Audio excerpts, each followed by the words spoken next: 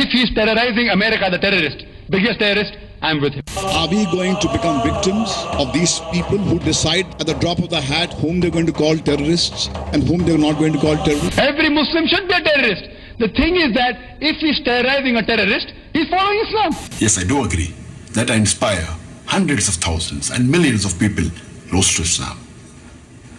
But once a person comes closer to Islam, there are possibilities that he starts hearing other speakers.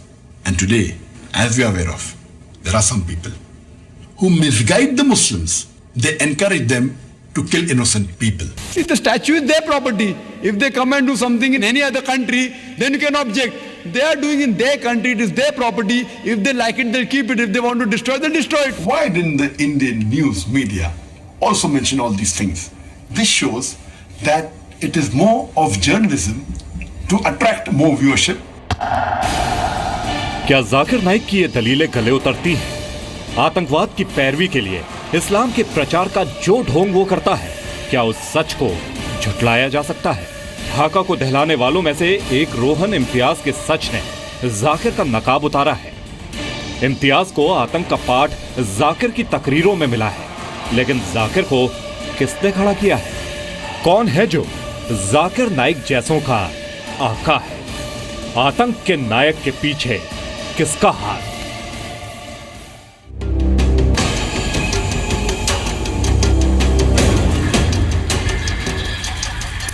नमस्कार, आप देख रहे हैं जी news. मैं हूं आपके साथ मीमांसा मलिक। तो सवाल यह कि जाकिर नाइक को किसने खड़ा किया, किसने उसको इस मकाम तक पहुंचाया कि वो इस्लाम के प्रचार की आड़ में ऐसे भाषण दे सके जो लोगों को बांटते हों। लेकिन जब आप इन सवालों का जवाब तलाशने की कोशिश करेंगे तो पाएंगे कि जाकिर नाइक अकेला नहीं है। वो उन जैसों के बीच सबसे चमकदार हो सकता है, लेकिन और भी ऐसे चेहरे हैं जो बात इस्लाम की करते हैं, लेकिन इरादा लोगों को तकसीम करना होता है, बांटना होता है, नफरत फैलाना होता है।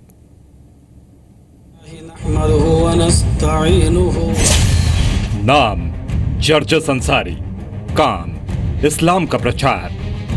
लेकिन क्या यही है मौलाना जर्जस अंसारी का सच? सुनिए वो इस्लाम की सूफी विचारधारा और हिंदू धर्म का कैसे मजाक उड़ा रहा है। तुम खड़ी मूर्ति की पूजा कर रहे हो, वो पड़ी मूर्ति, एक पड़ी मूर्ति की, एक खड़ी मूर्ति की। ये शंकर भगवान की मूर्ति है, ये बड़े पीर साहब का या निजामुद्दीन औलिया का मजार है, ये अहमद रजा खां का मजार है। ये खड़ी मूर्ति है, ये पड़ी है। जो काम इस पे हो रहा है वही काम तो इस पे भी हो रहा है, वरना मुझे बता दो। हिंदू चुनरी चढ़ाए मूर्ति पे तो काफिर, तुम चादर चढ़ाओ तो पक्के मुसलमान। उत्तर प्रदेश के इटावा के रहने वाले जर्जस अंसारी पर बरेली और कानपुर में नफरत फैलाने के मामले दर्ज हो चुके हैं। इंतजामिया ने इटावा से गिरफ्तार किया। गिरफ्तार करने के बाद जिला बरेली की जेल में तकरीबन वो 15 दिन रहे। आज भी केस चल रहा है, आज भी कोर्ट में केस चल रहा है। तो इस तरीके से उनके बयानात बहुत खतरनाक होते रहे हैं और लोगों के जज्बात और एहसासात को तकलीफ पहुंचाते रहे हैं। नाम मुस्तबा हुसैन सिद्दीकी उर्फ ब्रदर इमरान, काम इस्लाम का प्रचार। लेकिन क्या यही है ब्रदर इमरान का सच? बात हो तो आप मानते हैं कि अमन में ताकत का इस्तेमाल नहीं होना चाहिए। सुनिए उसके लिए जिहाद के मायने क्या हैं? कई मुसलमान बैकफुट जा रहे हैं, कह रहे हैं कि नहीं नहीं जिहाद माने वॉर नहीं होता, जिहाद माने वॉर होता। जो बदमाश है उसको जूते मारो बोले, उसको गोद में बिठाओ नहीं बोले इस्लाम में, उसको हम मारेंगे बराबर। सवाल है कि इस्लाम के प्रचार की आड़ में नफरत फैलाने और आतंकवाद को बढ़ावा देने की ये कोशिशें क्या किसी बड़ी साजिश का इशारा करती हैं?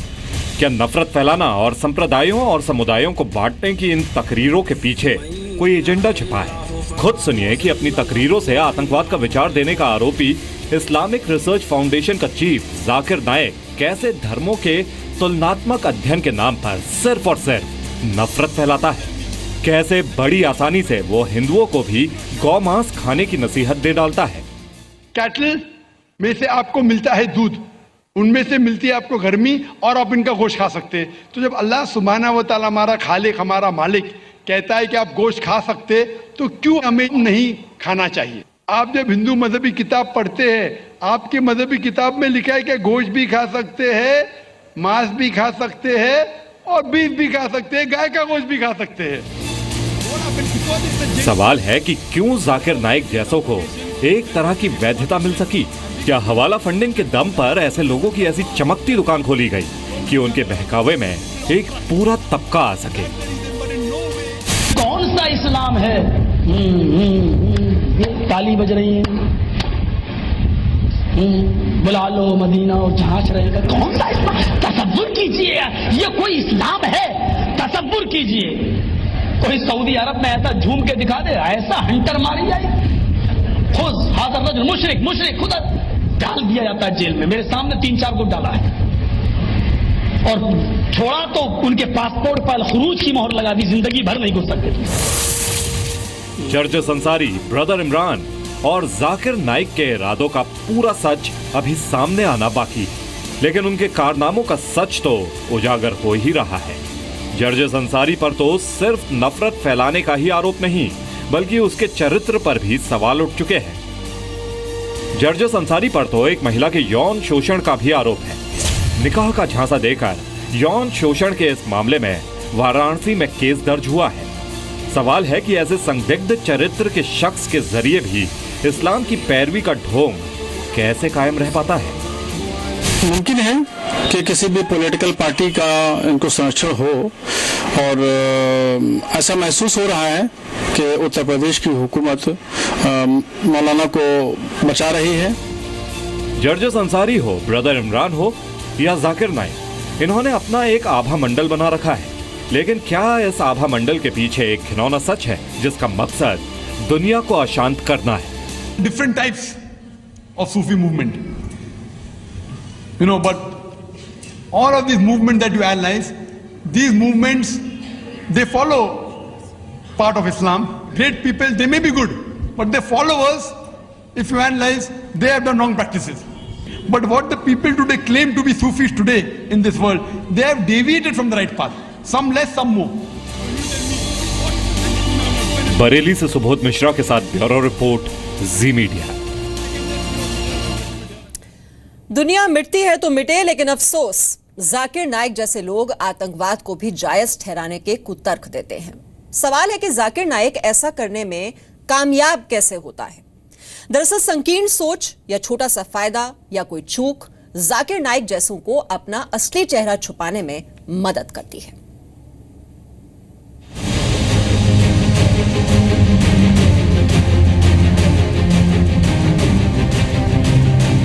More than 90% of the people in Bangladesh, they know me, and more than 50% of them are my fans. So if a person is inspired by my videos, it's not shocking. And we see that there are millions of people, Muslims and non-Muslims alike, that are inspired by my video. आतंकवाद को मजहब का मुलम्मा चढ़ाने का आरोपी जाकिर नाइक, लेकिन बड़ी शान से वो बताता है कि दुनिया में उसके कितने फॉलोअर हैं। सवाल है कि फॉलोअर्स की भीड़ कैसे खड़ी हुई होगी? क्या ये इसलिए हुआ क्योंकि उसे किसी तरह की वैधता मिली? 2012 में कांग्रेस के बड़े नेता दिग्विजय सिंह जाकिर नाइक के मंच पर थे। अस्सलाम वालेकुम। यूं तो दलील दी जा सकती है कि दिग्विजय सिंह का जाकिर की तकरीरों से क्या लेना देना, लेकिन सवाल तो यही है कि जब उन जैसे कद का सियासी व्यक्ति जाकिर को शांतिदूत बताता है तो समाज को जाकिर के बारे में क्या संदेश क्या होगा? आपका ये शांति का संदेश इस पूरे मुल्क में पहुंचना चाहिए, इस मुल्क में पहुंच के कोने कोने तक जाना चाहिए। मैं तो आपसे कहूंगा कि आप विदेशों में जरूर जाएं, लेकिन इस मुल्क के उन हलकों में भी जाएं जहां फितरती लोग हिंदू मुसलमानों में जो खाई पैदा करते हैं, उस पे पुल बनाने का काम डॉक्टर साहब आप कर सकते हैं। जाकिर नाइक जो कहते हैं और आईएसआईएस का मुखपत्र डाबिक जो लिखता है, दोनों में कोई बुनियादी अंतर नहीं है। आप देख लीजिए, जाकिर नाइक माइंड हैं और आईएसआईएस हैंड है। वे इस बात की ज़मीन तैयार करते हैं कि कैसे आतंकवाद बढ़े। जाकिर नाइक को वैधता तब मिली थी जब 2013 में मुंबई में उसने मुंबई पुलिस के अधिकारियों के सामने तकरीर दी थी। इंडियन एक्सप्रेस अखबार ने 2009 में देश के 100 ताकतवर भारतीयों की लिस्ट में जाकिर नाइक को 82वें और 2010 में 89वें स्थान पर आंका था। सवाल है कि जाकिर नाइक को क्या 2 दशकों में जानबूझकर पहचान बनाने का मौका दिया गया? सवाल ये भी है कि आखिर वो कौन सी मजबूरी है या वो कौन सा तिलिस्म है जिसके बूते उसको समर्थन देने वालों की कमी नहीं है। उन्होंने ये जरूर कहा है कि मुसलमानों को टेररिस्ट होना चाहिए। किस बात का है?